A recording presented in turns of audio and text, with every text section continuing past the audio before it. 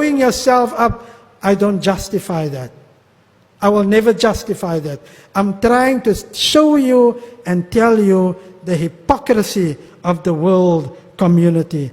And therefore, I salute the Prime Minister of Pakistan, Mr. Imran Khan, when NATO told him that he must get involved in this conflict, his country must get involved and be pro-Russia. He told them in no uncertain terms, do you take us for your slaves? We are not your fools. As we will say in Cape Town, we're not your lighty. We're not your boys. Don't dare tell us where to stand and what side to take.